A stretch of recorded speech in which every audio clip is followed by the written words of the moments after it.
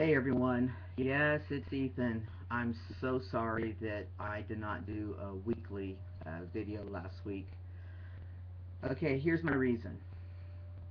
Most of you know that I've been dealing with a sickness for the last now almost 4 months. It's 3.5, I think.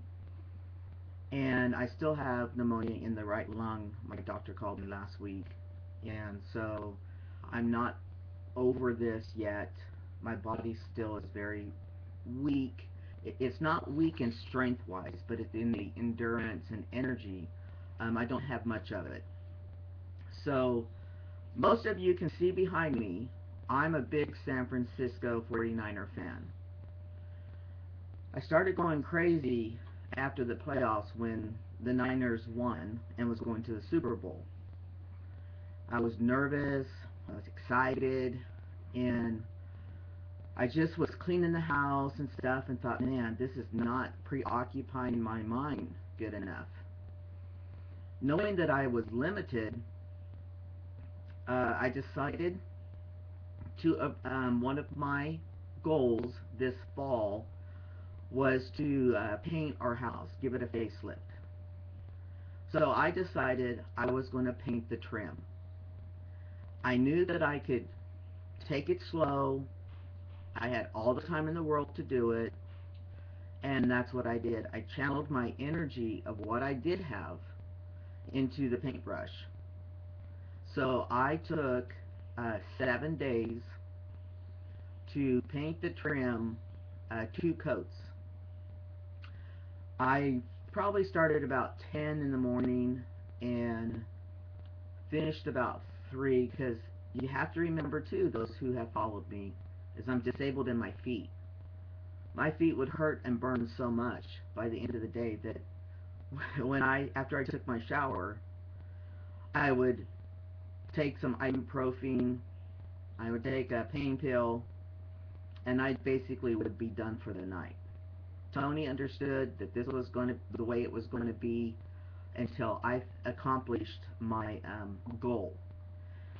So I painted hardly. Uh, I think sometimes you couldn't tell if the paint I was painting me or the house, but I did get it done. But it did take me until Sunday, and we were having a big Super Bowl party. But it took me until Sunday around noon. So I also painted the back half of the house, the stucco, on Sunday. It was my goal to get the patio all done, looking good, and I succeeded. So in that meantime, while my brain was trying to steer away from the anxiety of the Niners going to the Super Bowl, for those of you who are big football fans or any kind of sports fans, you probably can understand what I was going through. For those of you who are not into football, no, I'm not no fool. It's just I'm just a dedicated fan. That's all it is. So anyway, yeah, and you know what? The game. I was really kind of disappointed in the first half for you football fans because I just was wondering where was San Francisco's defense and what are they doing? But when they came back out after the blackout and scored the 2 touchdowns in 2 minutes, and I really thought that they were going to uh, be able to take this one. But it is what it is. San Francisco's 5 out of 6. The Ravens, you know, Lewis got his Super Bowl before he retired, so it is what it is, and I'm happy. I'm happy that it was a good game. It wasn't a blowout. It wasn't favored one way or the other. I mean, the Ravens, I think, were favored, but, football, the NFL now has got it pretty much where the teams they're pretty much equal. Back in the 90s when San Francisco and Dallas Cowboys and were going to the Super Bowl and winning every one they went to, they were powerhouses. They had the money, the salary cap really changed things. And so now the teams are getting there. They're getting more even. They've got the same talent. The strengths are alike. There's a few teams that their owners need to put some money into. But other than that, it's been really good season. It was hardly any blowouts, and that's what I like about football. So anyway, 5 minutes of football, but that's why my mind was on something else. And when I've got a project going, that's what I concentrate on. And I'm sorry, guys, but by the time I was done painting for the day, I didn't even, my phone once in a while I'd go check things on Facebook. But people who got me on Facebook, no, I was not on Facebook that much. Here and there. But anyway, so the weekly vid, I haven't even thought about a topic, but I thought maybe I just kind of skim around some topics. Uh, my buddy Blake and I had talked about, or kind of wrote about to each other, about being in a relationship prior to transitioning and then deciding to physically transition and our partner supporting us. What does that make our partners? What does that make us as a couple? And where are we going from there? So I'm going to talk to you a little bit about my relationship, Toni and I, with Toni. Uh, I've said it many times, and I won't repeat all of it, but Toni has always known that I was not a typical lesbian, and I hate that word, but I'll use it. I wasn't even a typical butch lesbian. My way of thinking, the way I reacted to some things, was just more male, and so she knew, she knew the Ethan in me. When when it came time for me to decide to transition, actually Toni's the one who made the suggestion. I told her, "Are you sure? Because I will settle the rest of my life because I don't want to lose her. She's my love and my soulmate, and I did not want to lose this relationship." And she said, "No, you won't lose me. I want you to be happy." So when I first started transitioning, I'm sorry, my puppy's pulling on my shirt because she wants me to hold her. Uh, Aspen, no. Uh, we thought, you know what, Tone? I'm not really comfortable. I don't see you as my wife, and but it's just never been a norm for us. So I said, I always see us as partners, just as partners. Well, it made it easier for Toni at her job. She's a teacher, to refer to me as her husband. We have a picture that was taken with one of her peers, and I looked male, so she felt comfortable enough to display that in her room, and so she refers to me as husband. Only time I've really referred to her as wife is when we've met uh, someone new. Now I know lesbian couples call each other wife too. We were one of 18,000 couples that got married, and we have another couple that are another friend, some friends of ours that got married under the 18,000 too. They call each other wife. I don't know why. It's just me, but the wife thing. I don't know what it is about it. So we discussed this, and Toni said she really didn't like the wife thing, and I said, yeah. I said, well, you'll just be my partner or my better half. And I said, I'll try to implement better half when we're meeting other people, strangers. As far as are we trying to be the heterosexual couple, we are going to just be us. Like I said, when you meet new people, you are going to say wife, husband, whatever. It's natural because you're no longer female physically. So with me, I'm going to try to respect Toni's feelings and call her my better half. And then there's some other things that have kind of changed. In the beginning, when I was doing It's a Man's World, it talks about how do you feel about stealth, how do you feel, about all this. My take on stealth is I understand why some guys want to go stealth. They don't want to have to come out to everybody or have that be part of their tale. With me, uh, Toni and I talked about it, and I said, with people we don't really know, people that we don't invite into our personal space, I don't want to tell them about my life. I don't feel a need to. However, when people start getting close to us, we start hanging out with people and really enjoy their company and stuff, ask them, let go. Um, of course, if I feel comfortable, I'm going to talk to them. If they accept it, it's fine. If they don't, they can hit the road. That's the way I look at it. My purpose in talking to them about it is because I don't want someone to slip, or I don't want a picture that comes out suddenly, or anything like that that would trigger my past, and then look at me, and then me have to lie or something and say, oh, that's my twin. That ain't happening with me. I'm not a liar. I'm not a good one even when I try to play poker. So I don't play poker for that reason. But I will talk to them about me.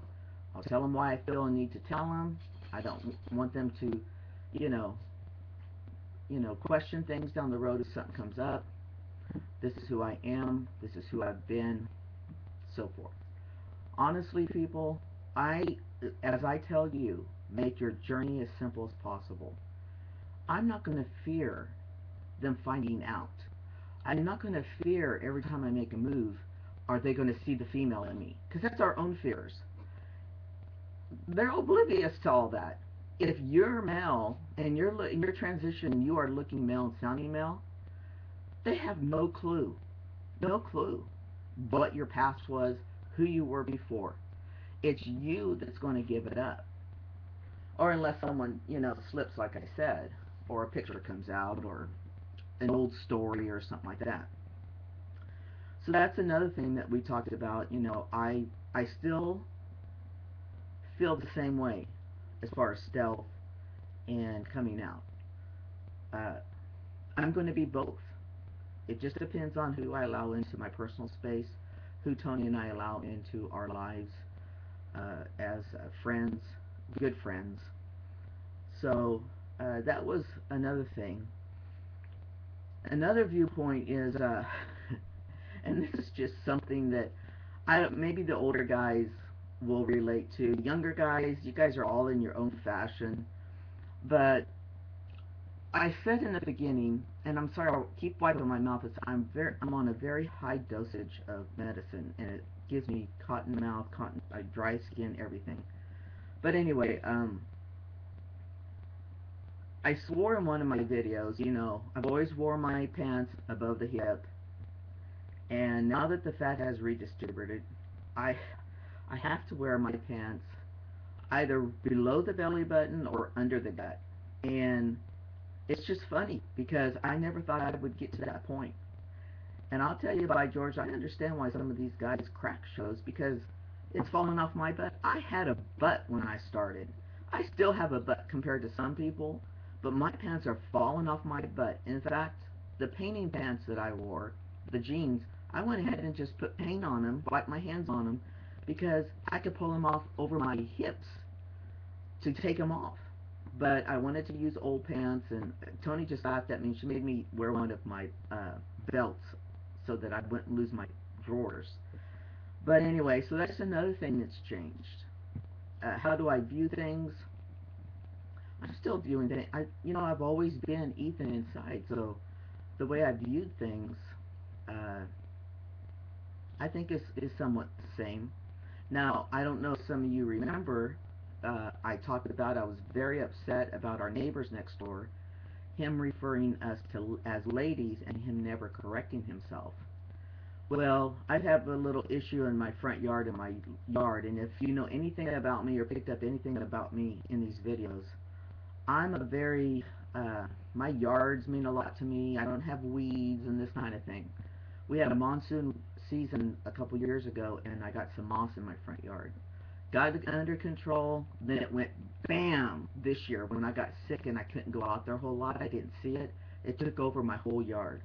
So I'm out there killing it, and he comes over. He's got a piece of mail that ended up in his mailbox, and he actually talks to me. He actually calls me Ethan, and he kind of was his old self. And so that seems to be okay. I'm still, you know what, you done did me wrong. I give a person a chance, but I don't let them just come back in. I just kind of keep my wall up, or keep my guard up. I don't have a wall, but I'm just very observant and very, distant if I don't trust someone or don't like the way they are. So anyway, that's another thing. I think next week I will pick up my weekly videos. I am going to be spraying the rest of my house, the stucco, this weekend. We have a sprayer, and so that'll be my big project for the weekend. I'm doing okay. Like I said, I still have pneumonia in the right lung. I see the doctor on the 18th again. They'll run labs. I think on the 11th I have to go. The valley fever is it's going down, so the medicine's working. But I'm still very, very fatigued. I can't do a whole lot. Anyway, and I want to show you real quick. I don't know if you can see it in the camera or not. I'm getting sideburns. I haven't shaved.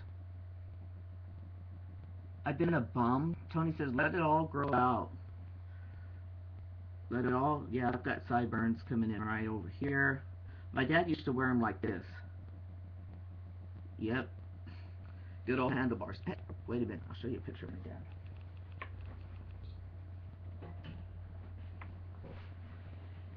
This, my peeps, oops.